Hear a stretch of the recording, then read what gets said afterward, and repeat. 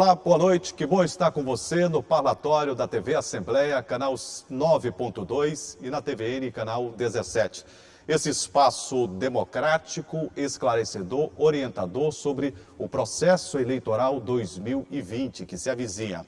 Aqui na TV Assembleia você vai ficar sabendo dos prazos, das normas, da legislação e durante os programas parlatórios você vai ter a oportunidade, através de debates, discussões com especialistas, e hoje nós temos a grata satisfação de receber aqui o doutor Daniel Leite, está aqui à minha direita, advogado, especialista em direito eleitoral. Tudo bem com o senhor? Que satisfação recebê-lo. Satisfação é toda minha.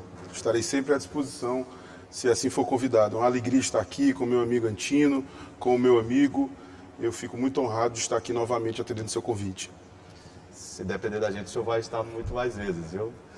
Doutor Antino, que satisfação recebê-lo aqui, diretor administrativo da Assembleia Legislativa do Estado do Maranhão, nesse momento em que se avizinha um processo eleitoral, a festa da democracia, as eleições de 2020.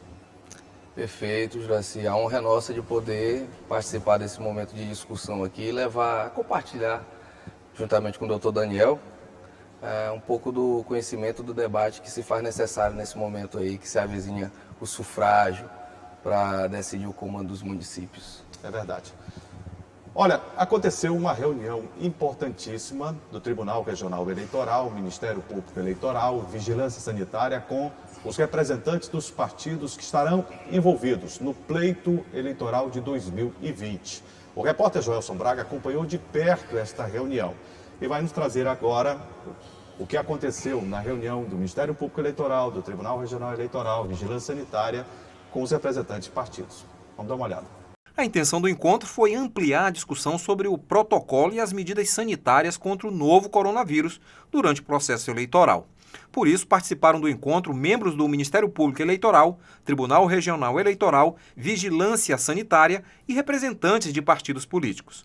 O Procurador Regional Eleitoral observou que os partidos foram convidados para que entendam a necessidade das regras e da segurança sanitária. A finalidade do Ministério Público Eleitoral, da Procuradoria Regional Eleitoral do Maranhão e do Tribunal Regional Eleitoral do Maranhão é exatamente compatibilizar a propaganda eleitoral, que é inerente a próprias eleições, só existe eleição através da propaganda eleitoral, ela é o veículo pelo qual o eleitor toma consciência dos candidatos e das suas propostas, mas compatibilizá-la em face da pandemia. O presidente do Tribunal Regional Eleitoral do Maranhão também participou do encontro e destacou a importância da participação de todos no enfrentamento à Covid durante a eleição. Claro, nossa preocupação maior é ter cuidado realmente com os eleitores, ter cuidado com os mesários, que é outro ponto importante, e evidentemente essas preocupações devem se estender também aos candidatos, aos partidos políticos, aqueles que vão fazer as eleições. Já o superintendente da Vigilância Sanitária no Estado apresentou um protocolo que foi discutido na reunião. É importante destacar que nosso papel aqui ele também é de orientação. A gente não vai só fiscalizar esses momentos quando acontecerem suas ações, mas a gente vai estar também hoje promovendo uma agenda de debate, de construção coletiva e de alinhamento com os partidos para que essas normas sanitárias garantam a saúde dos candidatos, de toda a equipe de trabalho dos partidos, assim como das pessoas que participam ativamente desse processo. Representantes de partidos que estiveram presentes na reunião classificaram como oportuna a discussão, mas teve quem discordasse de alguns itens da proposta. A proposta que o secretário Lula manda para cá de proibir distribuição de santinho e jornal não tem base científica e não tem qualquer sentido político e ainda vai de encontro à Constituição sobre a manifestação, a liberdade de manifestação da gente nesse processo todo. Então, vou propor aqui na reunião que essa minuta seja alterada no seu item 7, em relação aos jornais de campanha impressos. Doutor Daniel, o senhor observou o encontro do Tribunal Regional Eleitoral, Ministério Público Eleitoral, Vigilância Sanitária, com os representantes de partidos e até de políticos que estarão envolvidos diretamente no pleito. E sobre essa questão da pandemia, que impacto ela tem na eleição de 2020? Obrigado, Juraci, pela pergunta, né? Porque é importante a gente comunicar essa situação, né? Como harmonizar o direito à propaganda eleitoral, o direito à participação no próprio dia das eleições, a saúde, a vida de toda essa população com o direito à propaganda política, né? E para falar disso, eu acho que a gente tem que contextualizar, iniciando falando da emenda constitucional número 107. A emenda constitucional número 107, ela postergou a data das eleições, né? No calendário eleitoral, a gente sabe que o processo eleitoral é marcado por datas fixas. A data das eleições seria no dia 4 de outubro esse ano e foi alterado para o dia 15 de novembro. E, evidentemente, a gente não deve comemorar uma alteração dessa, porque a solidez do sistema eleitoral, ela repousa também essa solidez das datas, dos marcos temporais, né? Isso entrega segurança jurídica ao processo. Mas sabemos todos que o legislador foi premido pela circunstância sanitária, ele não fez isso por desejo político, né? E ele, me parece, harmonizou bem essa situação desse prestígio à vida, à saúde de toda a população, com essa coisa da periodicidade do mandato, né? Ele não podia postergar mais do que dezembro, porque senão nós teríamos aí uma possibilidade de um conflito constitucional, de violação, inclusive, em tese de cláusulas pétreas. E ele levou essa data, postergou essa data para que nós tivéssemos assim um decréscimo da pandemia, que era um cenário possível, como de fato estamos vivendo, e que pudesse permitir que não apenas nessa data das eleições, mas em todo o processo eleitoral, em todo o processo de propaganda, todos os atores que estão envolvidos tivessem o mínimo de condição sanitária para desenvolver esse exercício dessas liberdades, né? Eu acho que é salutar essa preocupação da Justiça Eleitoral. A emenda constitucional trouxe uma possibilidade, em um dos seus incisos lá, eu não recordo de cabeça, mas salvo engano é o parágrafo 4º, que permite que a Justiça Eleitoral ela cerceie, vamos dizer assim, a possibilidade de exercício de propaganda eleitoral quando as condições sanitárias não permitirem, por exemplo, uma limitação de quantidade de pessoas num comício. A questão da aglomeração. Em atos que importem aglomeração. Eu quero colocar, inclusive, na discussão o doutor Antino Noleto, né? O doutor Daniel Leite explana sobre a legislação e sobre o momento pandêmico que ainda vivemos.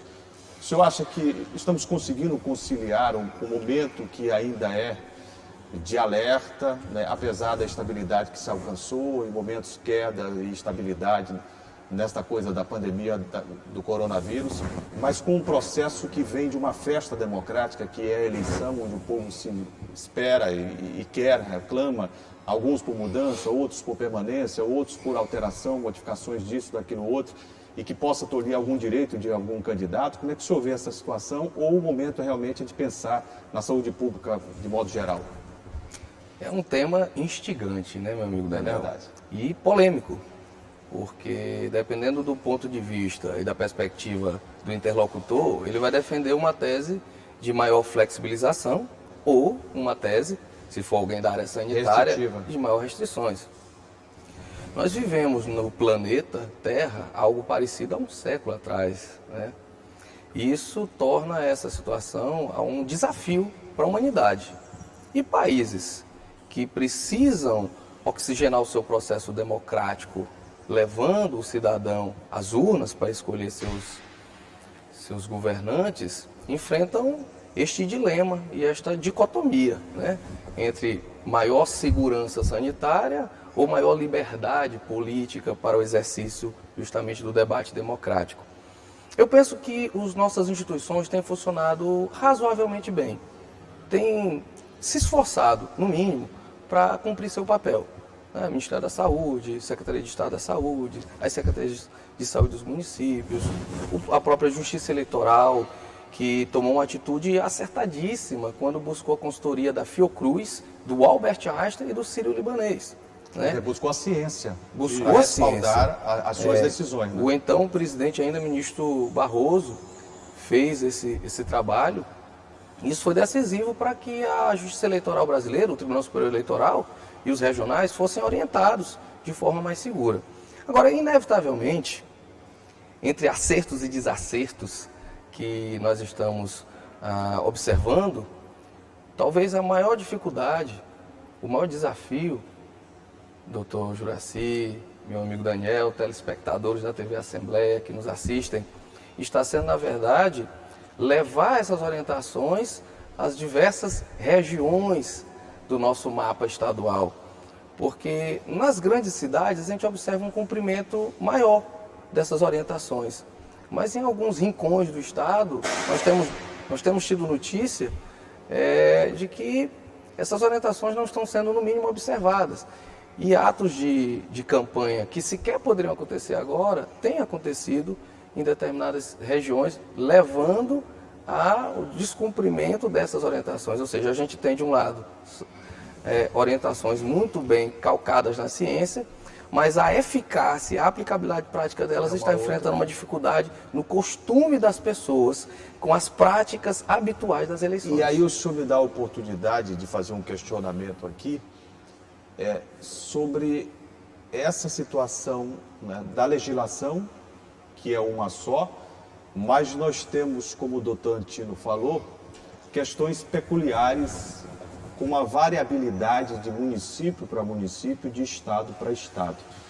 E neste caso, a lei, ela se torna, entre aspas, muito severa para a classe política neste momento, ou realmente a política tem que ceder espaço para uma compreensão maior do que a saúde pública e da sua necessidade, tendo em vista que a pandemia surpreendeu até mesmo a comunidade científica mundial, os médicos especialistas. Eu acho, Juraci, que tudo passa pelo que nós começamos a falar e o Antino falou com brilhantismo, né?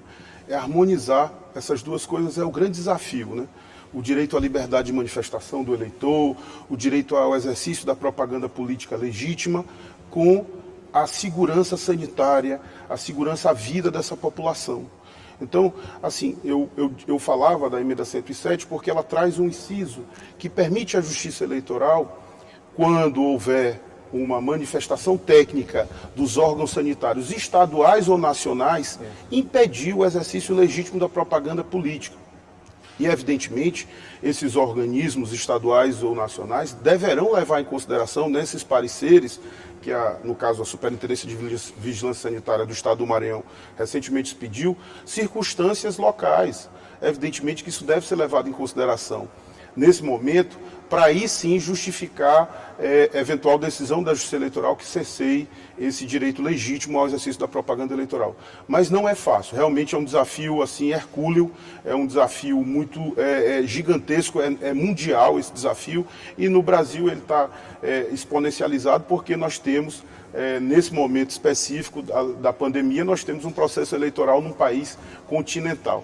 Exatamente. Sobre essa questão, eu queria saber dos dois, do doutor Antino e do doutor Daniel Leite, se não há um desequilíbrio natural do pleito pelo ponto de vista econômico nesse instante. Porque nós estamos vivendo um novo normal, doutor Antino. Quer dizer, não se faz mais campanha política como antigamente. Não. Se exige bastante que a tecnologia seja utilizada. Mas como é que fica aquele político, aquele partido que não tem a condição, né, financeira de buscar essa tecnologia para chegar até o eleitor? Isso não causa um desequilíbrio, não? Eu tenho uma opinião formada sobre isso.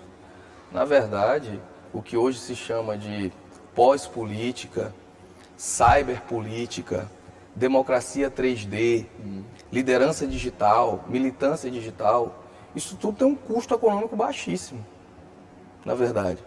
Tirando as grandes campanhas que vão ter assessorias de produção, de marketing e digital sofisticado, mas isso é próprio de capitais e grandes cidades, e o Maranhão, ele predominantemente tem pequenos municípios.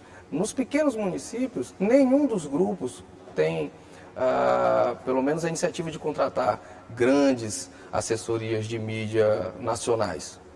Então você lida realmente, na verdade, com uma batalha eleitoral virtual. No YouTube, no Instagram, no Twitter, no Facebook e no WhatsApp. As redes sociais, o Telegram ainda é pouco utilizado. Esse embate que se trava nesse mundo virtual, se nós pararmos para pensar, tem um custo econômico baixíssimo. É muito mais uma questão de adaptação. Porque a nossa política clássica tradicional e a nossa democracia tradicional, que se faz pela representatividade de um cidadão que se coloca à disposição da população ali e tem um contato físico com as pessoas, ainda mais nessas eleições municipais, os vereadores, por exemplo. É o melhor exemplo que a gente tem da pós-política. O vereador, ele sempre, tradicionalmente, foi aquele sujeito que a gente diz até que é um agente social do bairro ou do povoado. Ele conhece todo mundo por nome, ele visita as pessoas de casa em casa. Ele mora ali na rua, né? Ele é um agente da comunidade. Mas hoje, nesse fenômeno que nós estamos vivendo e que é de transição, quero deixar claro que eu entendo que a política tradicional ainda tem seu lugar. Ela não está totalmente enterrada, mas nós estamos num fenômeno de transição. Isso é mundial. O Brexit mostrou isso, a eleição do Trump mostrou isso, a eleição de 2018 no Brasil mostrou isso. Porque se pararmos para pensar em poder econômico, me permita dizer que não era o partido e nem o candidato que venceu as eleições de 2018 quem tinha maior poder econômico, maior tempo de TV e maior aliança partidária. Inclusive, maior fundo partidário. Nós tínhamos partidos que tinham alianças muito mais fortes, que tinham tempo de TV mais forte, que tinham um fundo partidário mais forte e que tinham até prováveis financiadores muito mais fortes. E você tem um candidato que não tinha nada disso e venceu. Mas venceu por quê? Porque venceu uma batalha virtual, com erros e acertos, méritos e outras observações que podem ser feitas, mas isso é a conclusão que a gente chega. Com muitos questionamentos a serem feitos, inclusive. Mas quando a gente olha... a estratégia, né? Perfeito, mas quando a gente olha para a eleição de 2018, a gente vê esse fenômeno se materializando no Brasil. E nessas eleições municipais, mesmo nos rincões, onde a tecnologia a própria internet ainda não é tão veloz, já existe um efeito esse ponto do WhatsApp. É importante. Eu acho que esse ponto da gente, vamos dizer assim, priorizar em demasia essa mídia digital das eleições, esquecendo que, sobretudo num estado pobre como o nosso, ainda pouco desenvolvido, é que haja uma população um percentual extremamente interessante que não tem acesso alijado dessa tecnologia, do uso dessas tecnologias, inclusive as mais básicas.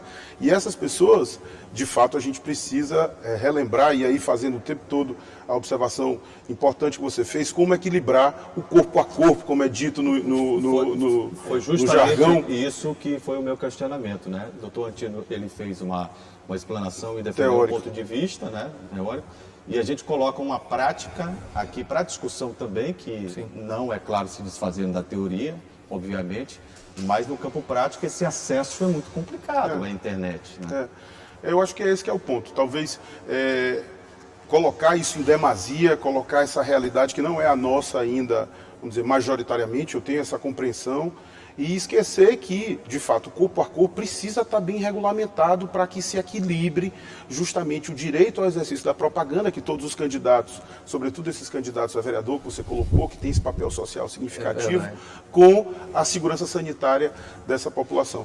Então, assim, nessa perspectiva aí sim a gente pode cogitar que haja uma possibilidade, ao menos em tese, do abuso de poder, porque alguns candidatos que tiverem o maior acesso a recursos financeiros, eles poderão, evidentemente, melhor organizar esses espaços, acesso a tudo isso, como álcool em gel, que parece uma coisa simples, mas nem sempre no começo, máscaras, teve uma dificuldade imensa, distanciamento.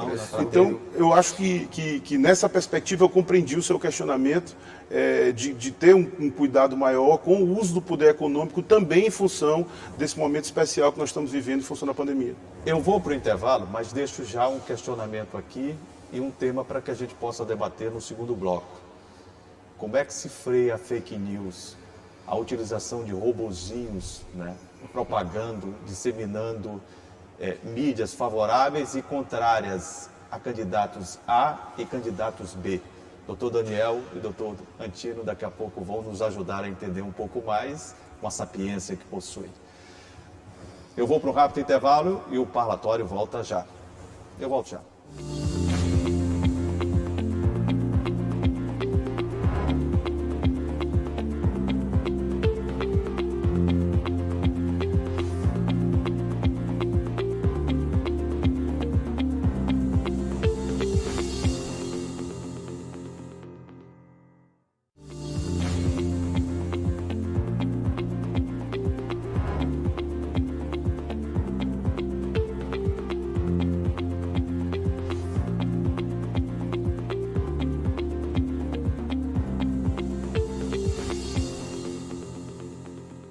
Nós estamos de volta com o parlatório aqui na TV Assembleia. E eu havia deixado um tema, né, antes de entrarmos no bloco comercial, que é justamente a questão da fake news, que preocupa o mundo inteiro. Eu queria saber, tanto do advogado Daniel Leite, quanto do diretor administrativo da Assembleia Legislativa, doutor Antino Noleto, como é que se combate? O que tem que ser feito para que as fake news elas não interfiram diretamente na vontade popular? Porque a gente tem visto no Brasil e no mundo, e eu sinceramente, se os senhores tiverem informação, que repassem, por favor, porque eu vejo algumas medidas, mas eu não vi ainda o problema sendo sanado. Nós estamos longe de chegar... Eu acho que é uma pergunta de $1 milhão, né? Assim como a primeira que você fez, de forma muito inteligente, como harmonizar a segurança sanitária com o direito à propaganda e a própria vida das pessoas nesse momento cívico tão importante que é o processo eleitoral, essa também é uma questão que eu acho que é uma questão muito difícil, é um hard case, né? É um caso difícil. Porque, na verdade, as fake news, elas não são novidades nenhuma, né? A desinformação, elas sempre existiram, né? O que aconteceu foi que essas redes sociais, esses mecanismos desequilibram muito tecnológicos, a eleição, né, exatamente, esses mecanismos tecnológicos modernos disseminam a informação, a falsa informação e a boa informação, de uma forma muito veloz. E é isso a novidade. Diante dessa velocidade excessiva e desse poder de alcance hoje limitado, é que há toda essa preocupação, porque de fato há a possibilidade de interferir no resultado de uma eleição, uma notícia falsa. Se tem notícia de que muito disso ocorreu em relação à eleição do Donald Trump, doutor, nos Estados Unidos. Doutor Daniel, é tão grave essa situação, doutor Antino, que outro dia eu fui fazer uma pesquisa em determinado site e estava procurando um produto para fazer a compra.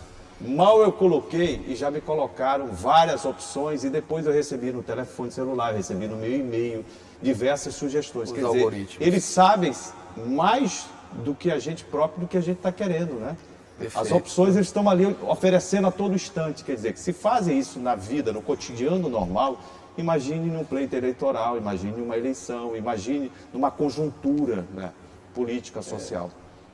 Isso aí tem tudo a ver com o que se tem estudado hoje sobre esse fenômeno. Mas o doutor Daniel foi acertadíssimo nas suas palavras quando colocou que sempre existiu. O que mudou foi o meio de comunicação disso. Eu me recordo, doutor Daniel, o Juraci deve se lembrar também, desde que eu me entendi como cidadão, quantas vezes certas eleições não foram abaladas por folhetos apócrifos colocados por debaixo da porta das casas das pessoas na véspera do dia da votação. E aquilo tinha um impacto, porque às vezes vinha com uma notícia falsa. Nós temos uma eleição estadual que um caso parecido ficou famoso. Ex-Pacheco. Caso Pacheco. Então, o doutor Daniel deixou claro, sempre existiu. O que mudou foi o mecanismo. A velocidade. Saiu de algo impresso, demorado, que exigia uma logística de produção e distribuição, para algo que um cidadão mal intencionado produz em questão de segundos e em questão de minutos se difunde de uma forma incontrolável. Porque as pessoas se acostumaram com algo que eu tenho brincado de chamar, doutor Daniel, de informação fast food. É aquela informação, como a comida fast food, ela é rápida, ela fica pronta rápida, mas nem sempre ela faz bem. Nem sempre ela faz bem. A informação fast food é a mesma coisa. As pessoas não querem ler mais um artigo de jornal, não querem ler um artigo mais elaborado, páginas amarelas da Veja. Isso está caindo em desuso, é um fenômeno contemporâneo. E as pessoas querem ler notícias rápidas, pequenas, curtas, que nem sempre fazem bem. E, na minha opinião, fake news, até por força da nova legislação, que agora transformou num crime passível de condenação até 8 anos de cadeia, é um ambiente da criminalidade. Lidar com fake news, sobretudo nas eleições, é lidar com criminosos. Assim nós devemos tratá-los. De modo que é caso de polícia.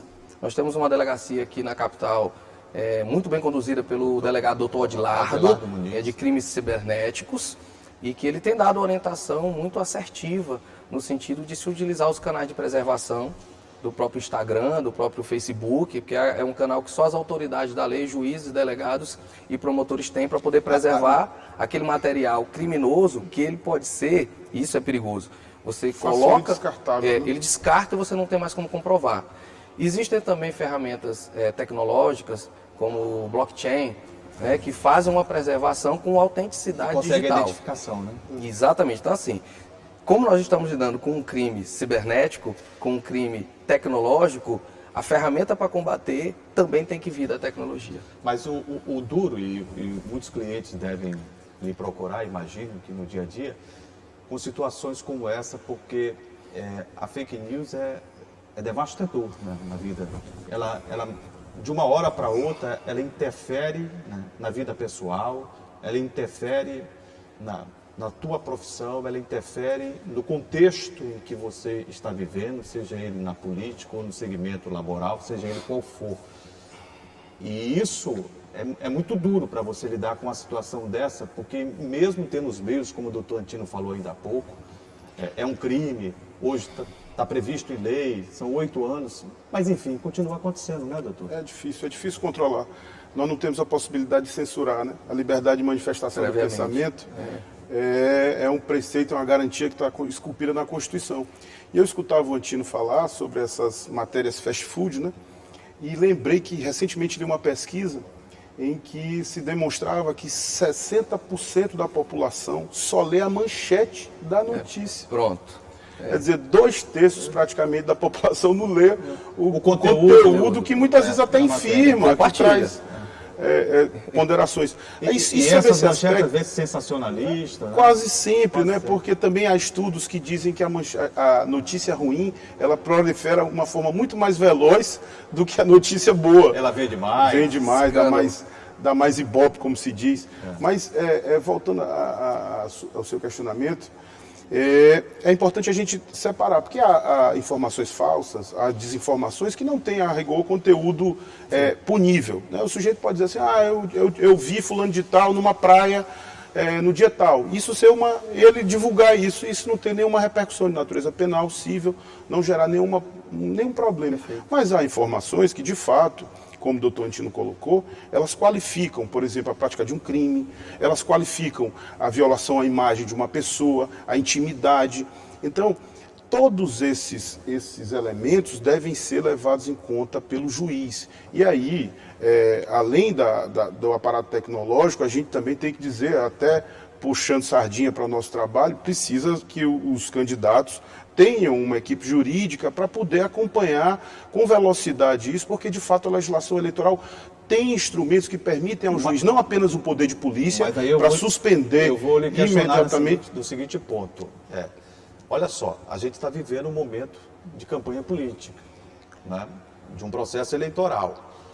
Mas será que essa velocidade com que foi espalhado a fake news, que atingiu determinado candidato, será a mesma velocidade, por exemplo, que a justiça terá para julgar e não ajudar aquele candidato a viver um momento de prejuízo para a sua história política, para o pleito eleitoral? O Antino comentou uma situação e a gente lembra, tecnicamente falando, que há a possibilidade, inclusive, de ação de impugnação de mandato eletivo quando ocorre uma coisa chamada fraude nas eleições. E o conceito hoje de fraude também pode estar relacionado a uma fake news. Ele é mais amplo, se eventualmente, não é apenas aquela fraude ocorrida na eleição, no próprio momento da votação, mas em todo o processo eleitoral, como seria o caso de uma eleição conquistada com base preponderantemente, evidentemente, porque você tem que ter o signo da gravidade para poder falar de cassação de mandato, preponderantemente com informação falsa. Então, para além de todas essas cautelas que a Justiça Eleitoral tem, infelizmente, ainda há necessidade de um aparato jurídico necessário para que se chegue ao Poder Judiciário com rapidez. Atento, né? Atento, para que se chegue ao Poder Judiciário com rapidez e que se faça, no mínimo, a contenção de danos, porque a primeira coisa que se pede nesses casos é a suspensão da notícia, né? E aí você atira isso, que a internet fica lá. A internet não é como o seu o seu programa aqui, que passa um dia, reprisa às vezes e depois isso... Não, fica na internet fica também, lá. doutor. Então, O palatório fica na internet o palatório também. eu O senhor vai fico poder feliz de retificar a diversas informação e tal. Então isso fica à disposição. Eu fiz só um adendo. Quantas vezes... Não, eu fico muito feliz, eu vou acompanhar também na internet, já acompanho, mas eu irei acompanhar na internet. Então essa que é talvez o grande drama, liberdade de manifestação do pensamento, que é uma garantia constitucional, com a realidade que se... Mas aí é preciso se estabelecer também alguns limites, né? Não, nenhum direito, por mais que seja constitucional e fundamental, ele é absoluto. Tá, então ele cede para a igualdade de oportunidades, para o direito à livre autenticidade expressão, mas não negar o direito também, né, de violar o nome das pessoas, a honra. O direito, inclusive, a intimidade das pessoas. Né? Juraci, eu queria só reforçar o que o doutor Daniel colocou, porque eu fiz toda uma explicação sobre a perspectiva criminal da fake news, mas o que a gente vê na prática, no dia a dia, quando nós somos consultados, é que realmente é preciso ter uma capacidade de discernimento, até mesmo do cidadão, mas isso às vezes fica a cargo mesmo dos técnicos, daqueles que têm expertise na área, porque muitas notícias não são fake news, são na verdade opiniões. E aí elas estão dentro do limite constitucional da liberdade de expressão. Às vezes é uma opinião que desagrada uma determinada pessoa. Às vezes é uma crítica, né? Certo dia eu recebi uma mensagem de um colega e lendo a mensagem dizia basicamente que o candidato apoiado por esta pessoa que me mandou a mensagem iria perder as eleições por razão A, B ou C. Mas nenhuma das razões que foram elencadas era uma situação de calúnia, desonra, difamação, ou seja, não se enquadrava em nenhuma tipificação ali que qualificasse de forma criminosa aquela matéria. Era uma matéria que desagradava, extremamente desconfortável, mas que estava dentro do limite da liberdade de expressão. Então, na hora da gente fazer a avaliação, aí realmente o técnico, um advogado especialista, eleitoralista ou com expertise na matéria, vai verificar se aquilo realmente é uma conduta típica de fake news crime, ou se na verdade não passa de uma notícia que desagrada um grupo e agrada o outro, mas não chega a ser caracterizado ali como algo que possa ser coibido do ponto de vista penal. Pode ser caracterizado como a liberdade de expressão. Perfeito. Que é constitucional. Perfeito. E foi isso que o doutor Daniel colocou muito bem. Agora, eu volto ao tema do primeiro bloco, se os senhores me permitirem, porque eu entendo que as eleições de 2020 elas já estão marcadas, antes mesmo de acontecer, como eleições atípicas e completamente diferentes. Por quê? Nós estamos com uma preocupação muito grande no que diz respeito ao protocolo sanitário, que precisa ser cumprido pelo eleitor, pela classe política e por todo um conjunto da sociedade. E a gente tem visto alguns excessos no Brasil inteiro, de aglomeração, não é? Então a gente mostrou aqui ainda há pouco uma reunião que aconteceu no Ministério Público Eleitoral, do Tribunal Regional Eleitoral, e ficou aquela dúvida, cabe quem fiscalizar? É o Ministério Público Eleitoral? É a Vigilância Sanitária? E saiu uma resolução, inclusive, há pouco tempo, da Secretaria de Saúde, que foi provocada pelo Ministério Público Eleitoral, para que se pronunciasse sobre esse tema. O que o operador do direito, o doutor Daniel Leite, pensa sobre esse aspecto? Essa pergunta é muito interessante, até para que a gente contextualize melhor o eleitor. Historicamente, a propaganda eleitoral ela tem prevalência sobre normas de posturas municipais. Vou dar um exemplo aqui.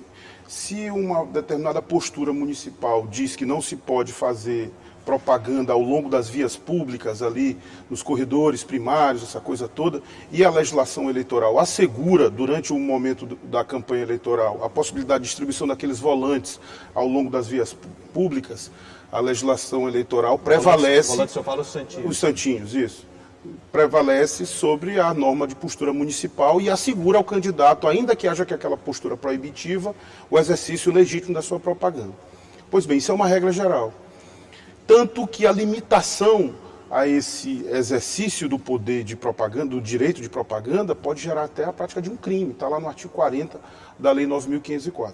Ocorre que, especialmente para essas eleições, tendo em vista essa circunstância excepcional sanitária, o legislador, a emenda constitucional 107, como eu disse, ela permitiu à Justiça Eleitoral e não aos municípios, no exercício do seu poder de polícia, ou ao Ministério Público, ou à Polícia Militar, ou a quem quer que seja, cercear esse direito desde que haja parecer sanitário do órgão estadual ou nacional competente. Então, o que nós temos é demonstrado em documento idôneo do órgão competente do Estado ou da União a impossibilidade de realização de determinada aglomeração com uma determinada quantidade de pessoas ou o uso de um mecanismo de propaganda, por exemplo, um volante impresso, você pode, de fato, provocar o judiciário e existir a limitação. O judiciário pode fazer isso, inclusive, de ofício, porque nesse tema de propaganda eleitoral, a Justiça Eleitoral tem autorização para fazer poder de polícia, mas pode fazer provocado também pelos candidatos e pelo próprio Ministério Público. Eleitoral. Exatamente. Então, o que há hoje é um parecer da Superintendência de Vigilância Sanitária, nós comentávamos aqui no intervalo, esse parecer que foi ontem, e é o motivo da reunião, salvo engano, não sei se foi ontem, que ele foi expedido, e esse parecer deverá ser submetido à Justiça Eleitoral, que aí vai entender se vai fazer isso de forma local, nas zonas eleitorais, se vai fazer isso através do Tribunal Regional Eleitoral ou se vai consultar o Tribunal Superior Eleitoral sobre a possibilidade de uma resolução que delegue, seja aos tribunais regionais, seja às zonas eleitorais, o trato dessa questão. Que pode ser feito, como eu disse, por poder de polícia, mas pode ser feito caso a caso haja uma propaganda que viole, em tese, as disposições sanitárias que foram observadas pelo órgão estadual ou nacional. O que o senhor pensa, doutor Antino Noleto, sobre essas disposições sanitárias? São uma questão delicada nesse momento, por tudo que a gente debateu aqui desde o primeiro bloco. É preciso que o órgão sanitário se posicione. E como nós dizíamos antes, eu penso que os órgãos têm exercido o seu papel, têm cumprido o seu papel. Entretanto, o que o doutor Daniel disse é o ponto fulcral aqui desse detalhe. Os costumes, os hábitos, né, dos nossos eleitores ao longo da história das eleições conduzem a um conflito. De um lado, a preocupação com a saúde pública, com a vida, como você colocou muito bem, e aí com o cumprimento desse novo normal, dessas normas sanitárias, essas restrições, e de outro lado, essa necessidade que o cidadão que está colocando seu nome à disposição do eleitor tem de divulgar suas plataformas, o que fez, o que pretende fazer. Isso se faz com campanha. E embora eu tenha exaltado o fenômeno contemporâneo das mídias e do digital, também registramos aqui que a política tradicional de porta em porta, a campanha de rua, ela ainda é indispensável, sobretudo na realidade maranhense. E isso torna realmente essa eleição muito atípica. De modo que eu acredito que isso vai se resolver, no final das contas, doutor Daniel, caso a caso. E vou dar um exemplo. Para as convenções, vamos exemplificar isso na prática. Para as convenções, tivemos convenções de todas as formas. Tivemos convenções virtuais, tivemos convenções respeitando o decreto do Executivo que limitava a 100 pessoas. Tivemos convenções que foram fiscalizadas pela Vigilância Sanitária. Mas também tivemos convenções que foram apoteóticas. Tivemos convenções no interior também, não só na capital, que foram verdadeiros comícios, verdadeiras festas. Shows. Muito além do conceito de intrapartidário, né, como se fazia antigamente. Então, isso, na prática, vai ter uma dificuldade de aplicabilidade. E aí nós vamos ter que observar a capacidade dos órgãos judiciais, aí das zonas e também dos órgãos de controle sanitário, de fazer com que essas orientações, que serão totalmente ou parcialmente acatadas pela Justiça Eleitoral, possam ser cumpridas ou não, ter eficácia ou não. Ou seja, a minha conclusão, na realidade prática, nós vamos ter uma vivência, uma experiência dessa administração da situação que vai ser circunstancial. Ou seja, vamos trocar o pneu com o carro andando, né? Isso. Vai ter que ser assim. Vai ter que ser assim. Perfeito. Eu peço a indulgência dos entrevistados para ir para um rápido intervalo e eu volto já com o parlatório, contando sempre com a sua audiência. Um instante só.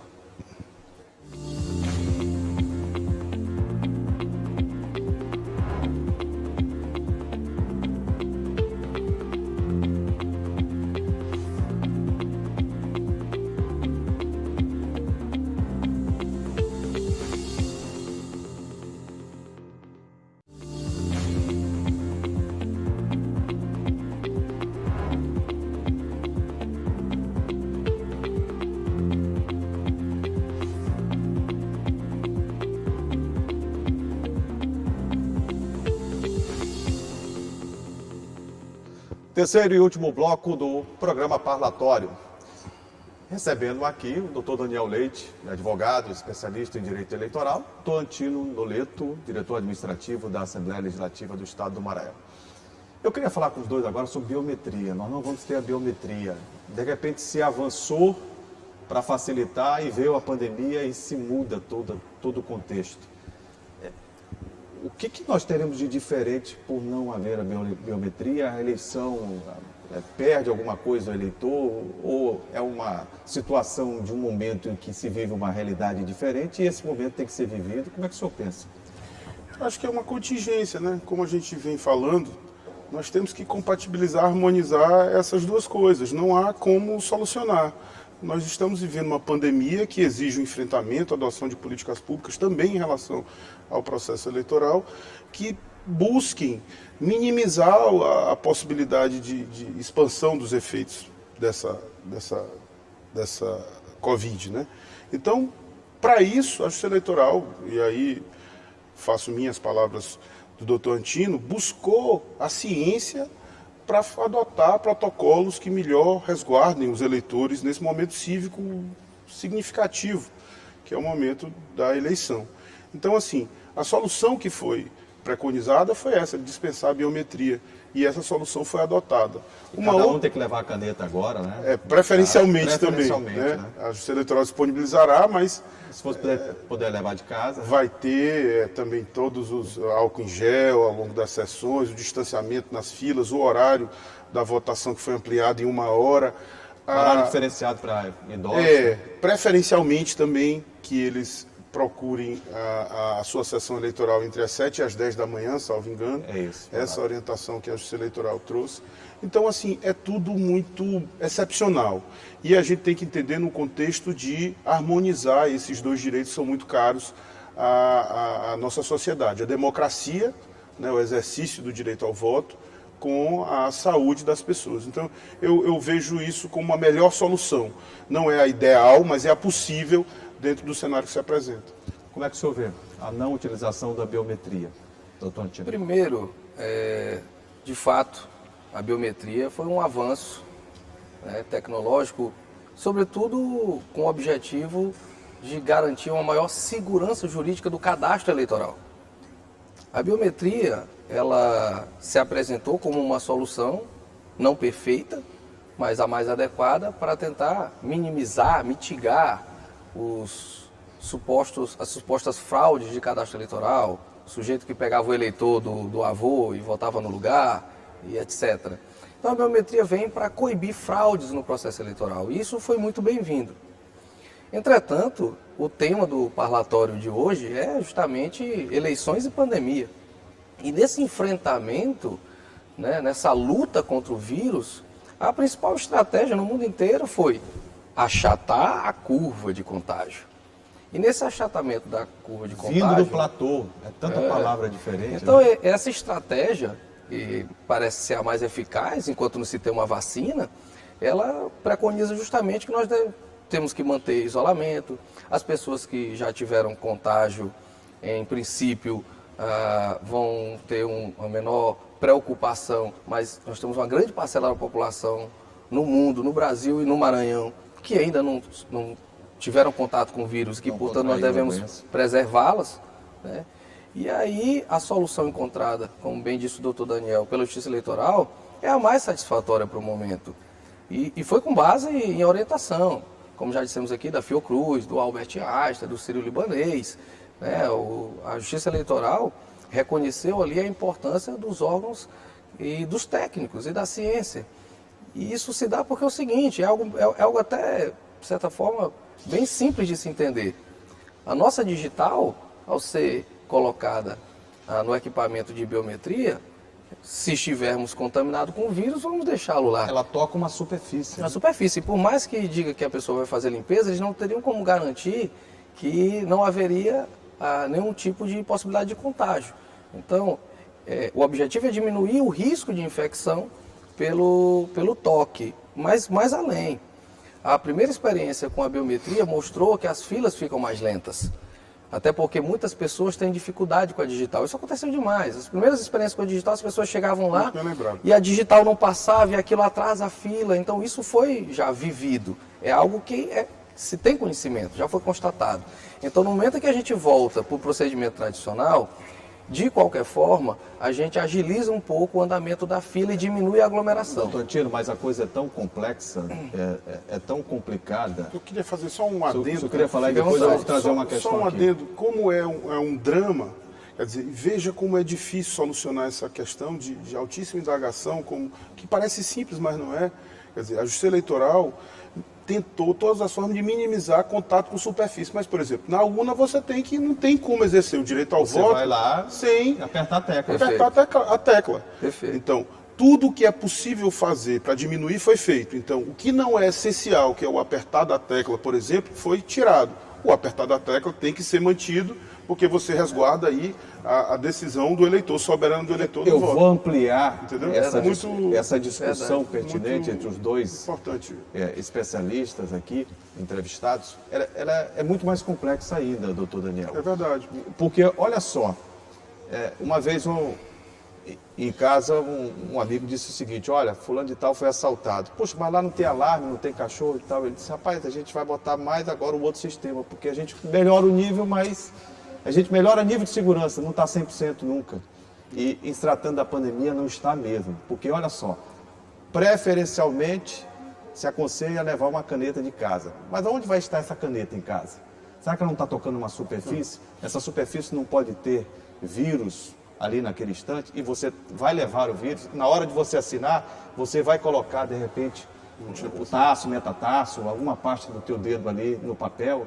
Será que não fica naquele instante? Quer dizer, é uma situação que a gente, é claro, tem um nível de segurança, tem que se buscar ainda mais, mas a gente sabe que não é totalmente, né? Mas veja, de novo, reforçando o que disse o meu colega e brilhante advogado Antino, a ciência, a Justiça Eleitoral procurou a ciência e a ciência disse: olha, melhor que o eleitor leve do que haja A gente pode ter uma impressão: olha, isso aqui pode ser uma decisão melhor, e nesses casos é sempre melhor buscar o aconselhamento científico para a tomada da decisão, como a Justiça Eleitoral tem feito. Mas é de fato uma preocupação muito pertinente. É uma preocupação que todos nós temos. Agora, outra preocupação, quando eu olho aqui, por exemplo, 12 candidatos à Prefeitura de São Luís, mais de 900 candidatos a vereador. E aí eu olho para o senhor, que é um grande especialista, olho para o doutor Antino, outro grande conhecedor do direito, e pergunto aos dois: nós não vamos ter uma eleição judicializada, não? Eu acho, Juraci, que a legislação tem marcos muito fortes hoje, né? Você tem todo um microsistema eleitoral que protege, pelo menos em tese, a possibilidade da utilização do abuso de poder econômico, do abuso de poder político, do uso indevido dos meios de comunicação social, das condutas vedadas, que são aquelas que a administração pública toma e que podem gerar um desequilíbrio entre os competidores. Todo um sistema que busca uma igualdade, ao menos em tese, na disputa eleitoral. Você tem, inclusive, marcos normativos acerca de tamanho, de período de propaganda. Você tem limitação de recursos financeiros, hoje fixados pelo Tribunal Superior Eleitoral, o teto de gastos que você até pouco tempo atrás não tinha. Quer dizer, você tem uma série de mecanismos que o legislador busca equilibrar as oportunidades de todos os contendores. Mas, de fato, a experiência cotidiana é essa que você disse. Por mais que você anteveja as situações, a natureza humana sempre supera as expectativas, e assim é o cotidiano também eleitoral. A gente sabe que, embora haja esse verdadeiro microsistema de proteção, há muito abuso de poder econômico, há muito abuso de poder político, há muito uso indevido dos meios de comunicação social, e para isso o remédio é a judicialização. Para o senhor, as campanhas ficaram mais caras? Mesmo buscando essa isonomia, equidade? Exatamente por isso é que eu vejo um cenário cada vez menor de interferência do poder econômico. O senhor vê isso? Eu vejo isso. Eu vejo isso também em relação à propaganda. Há muito tempo atrás, há pouco tempo atrás do ponto de vista histórico, mas há muito tempo assim em relação às eleições, 3, 4 eleições. Quer dizer que essas campanhas milionárias que a gente vê... Reduziu bastante. Você tinha valores milionários de, por exemplo, agências de publicidade. Você pegava uma conta de agência de publicidade e ficava completamente impressionado com os valores gastos pelos candidatos, valores licitamente gastos pelos candidatos, apresentados, declarados à Justiça Eleitoral e devidamente movimentados em conta específica aberta para esse fim. Hoje você tem uma preponderância, sobretudo dos grandes centros, como disse o doutor Antino no início da nossa conversa, das mídias sociais, que tem um custo muito menor.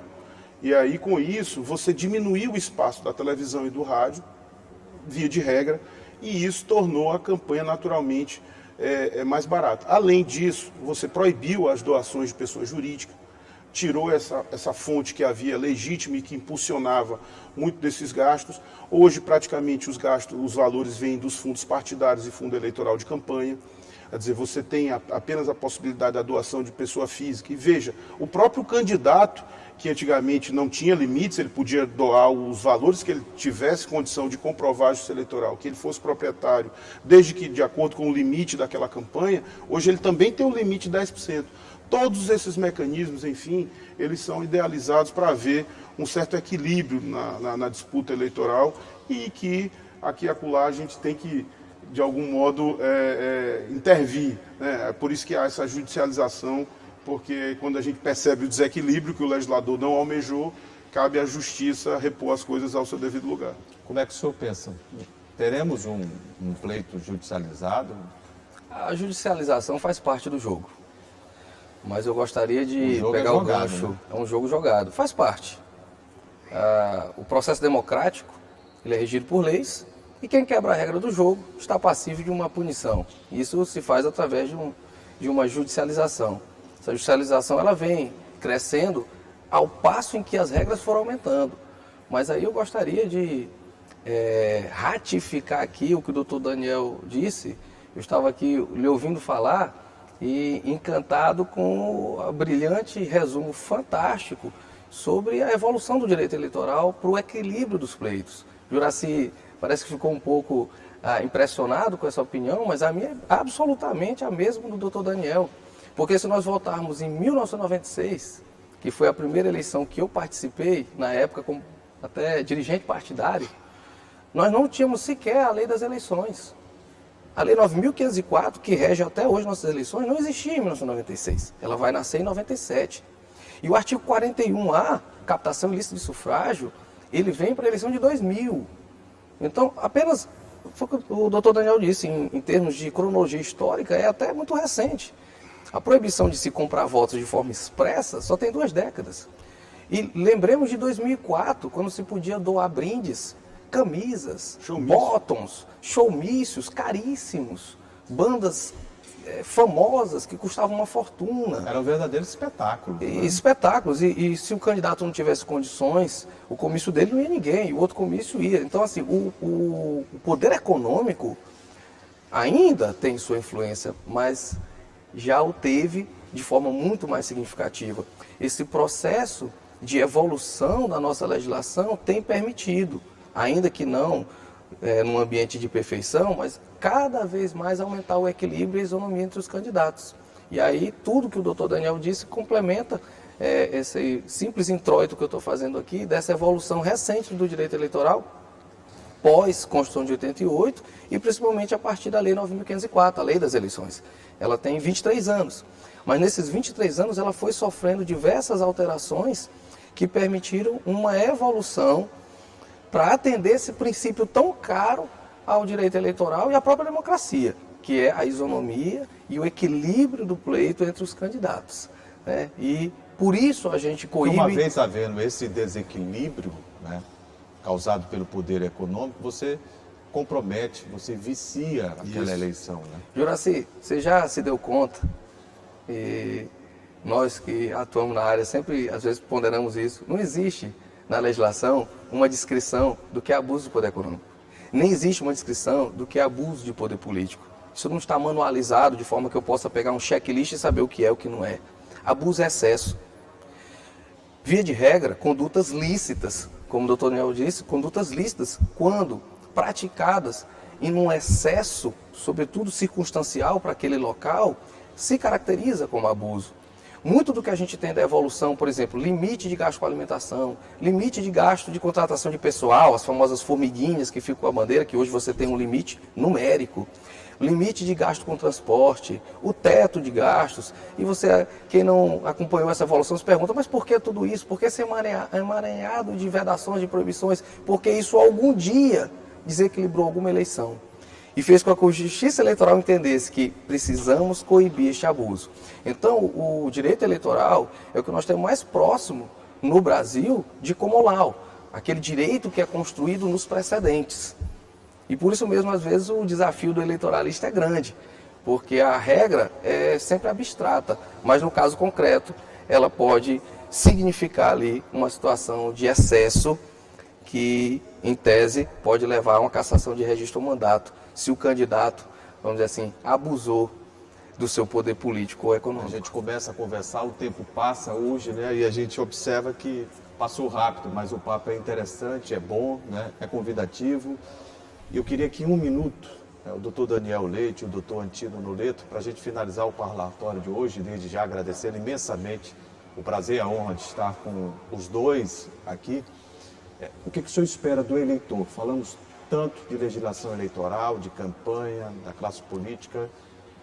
Que noção o senhor tem que o eleitor, né, de que maneira ele vai agir, de que maneira ele está vendo acontecer essas mudanças aí e de que maneira ele vai votar, na sua opinião?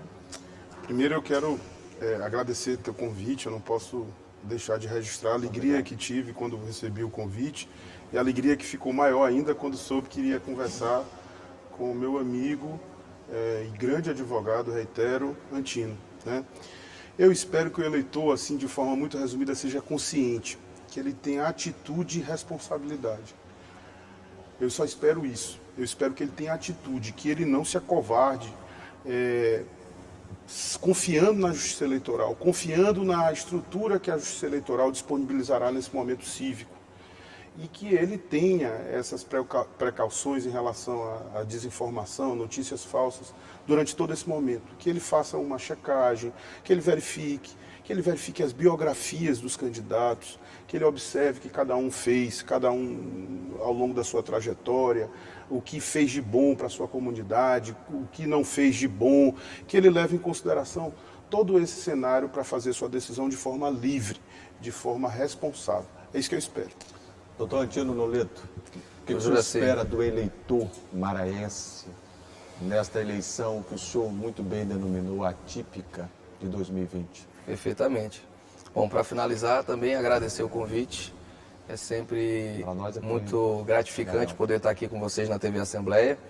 E digo mesmo, doutor Daniel, fiquei muito contente quando soube que esse debate seria com um amigo e um grande especialista da área, que inclusive honrosamente já vestiu a toga representando a nossa categoria dos advogados no Tribunal Regional Eleitoral por 2 mandatos e saiu de lá deixando um legado de compartilhamento de conhecimento e grandes acórdãos que podem ser lidos por todos nós e seguidos. Como eu disse, a Justiça Eleitoral é feita de precedentes e o doutor Daniel contribuiu com muitos precedentes para a Justiça Eleitoral maranhense e brasileira.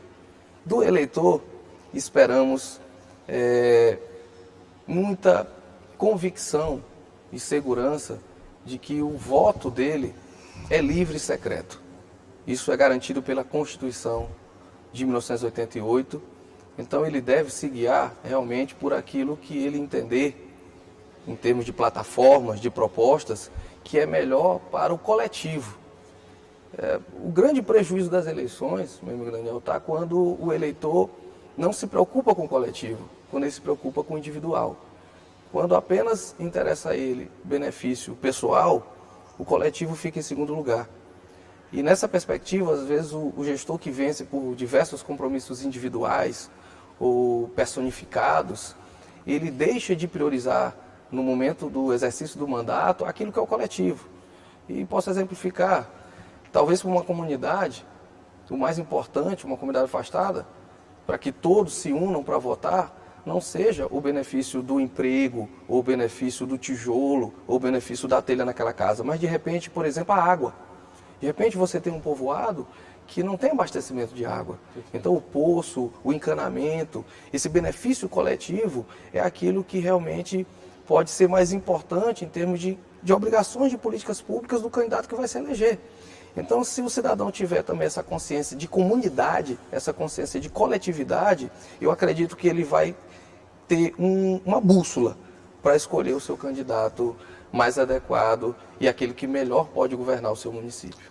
O parlatório de hoje teve a honra e a satisfação em receber o Dr. Daniel Leite, ex-membro do Tribunal Regional Eleitoral do Maranhão, advogado, dos mais renomados do país, especialista em direito eleitoral. A satisfação, o orgulho inteiro do Dr. Antino Noleto, diretor administrativo da Assembleia Legislativa do Estado do Maranhão. Aos dois, inesgotáveis agradecimentos e obrigado por ter encontrado um espaço na concorrida agenda dos senhores para estar aqui nos dando a honra, a satisfação de discutirmos um pouco sobre o processo eleitoral de 2020. Muito obrigado mesmo, feliz com a presença. A você de casa, o nosso muito obrigado pelo carinho da audiência. A vida é combate, que aos fracos abate, e aos fortes, aos bravos, só tende a exaltar. Gonçalves Dias, maranhense com muito orgulho. Até a próxima com o parlatório.